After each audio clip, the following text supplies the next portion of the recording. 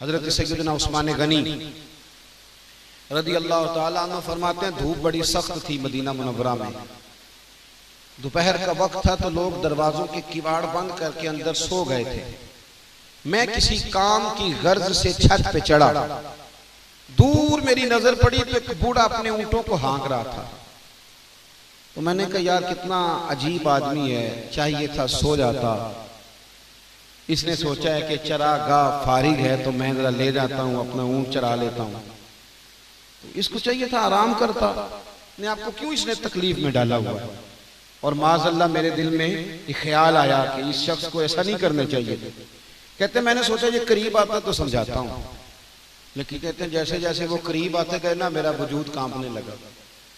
और जब वो बिल्कुल करीब आए तो मैं दौड़ के नीचे उतरा, इसलिए कि वो कोई आम बूढ़ा नहीं, वो तो अमीरुल मोमिनीन हजरत फारूक आज़म थे। तो मैं नीचे उतरा तो मैंने कहा हुजूर इस वक्त दुनिया सो रही है तो आप फरमाने लगे ये माले गनीमत के 2 ऊंट दौड़ गए थे तो भागा गया हूं, इनको पकड़ के लाया हूं। तो कहते हैं मैंने कहा हुजूर आप बूढ़े हो गए हैं, कमजोरी वजूद पे नजर आती तो किसी खादिम के जिम्मे लगा देते, ले आता। तो हजरत उस्मान कहते हैं जनाब उमर फारूक रदी अल्लाह तआला अन्हु के चेहरे पे मैंने गुस्सा देखा। कहने लगे उस्मान तुझे तेरी मार होए क्या मशवरा दे रहा है, खादिम के जिम्मे लगा देता। फरमाया ये माले गनीमत का ऊंट है, जिम्मेदारी मेरी है कि गुलामों की है, ड्यूटी तो मेरी है, मुसलमानों का सरबराह तो मैं हूं, अल्लाह तो मुझसे पूछेगा, तो मैं किसी खादिम के जिम्मे लगा देता। बड़ी चीजें हम लोगों के जिम्मे लगा के चले जाते, फलाना कर लेगा, फला कर लेगा, बचते हैं, सुस्ती करते, बिला वजह जिसकी जिम्मेदारी है उससे सवाल होगा। एक मजमूई जिम्मेदारी है उम्मत मुस्लिमा की, वो है उखरिजत लिन्नास तअमुरूना बिल मारूफ व तनहौना अनिल मुनकर, नेकी का हुक्म देना और बुराई से, ये इज्तिमाई जिम्मेदारी है। 4.5 अरब के करीब काफिर हैं दुनिया में, उनको मुसलमान करना है, ये मुसलमानों की जिम्मेदारी है।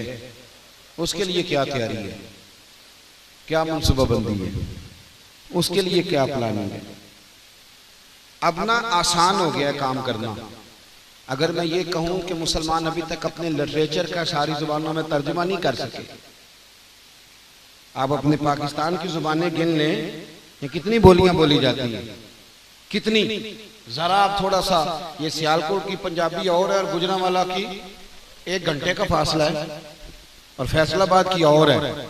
और जब आप गुजरात से सराय आलमगीर और आगे चले जाते हैं तो वहां फिर जुबान और है। ओ भाई, दीन का बड़ा सादा करके, आसान करके पैगाम आम आदमी के ज़हन तक।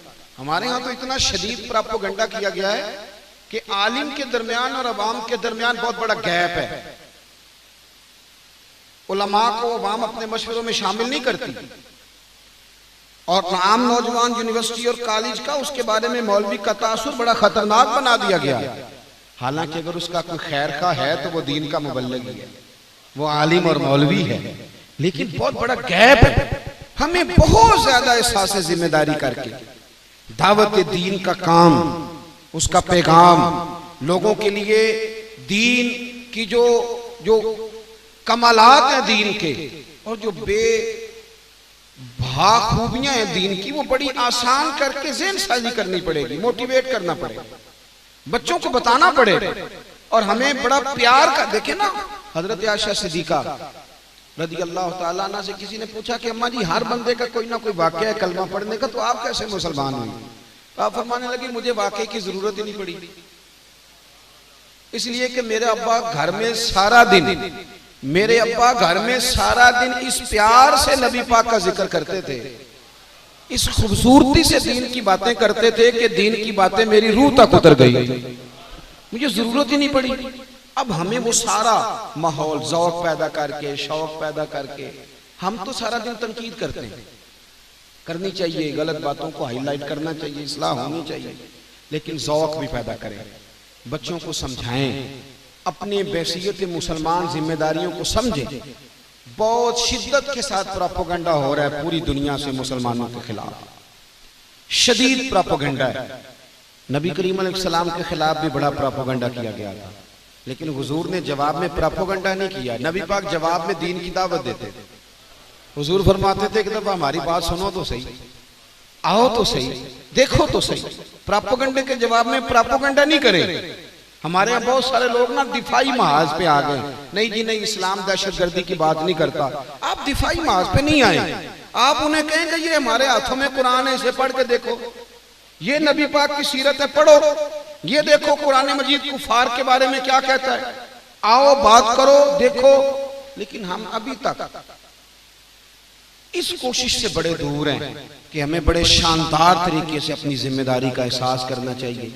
हमें बेनमाजी के लिए खास दिलचस्पी लेके उसे नमाजी बनाना चाहिए।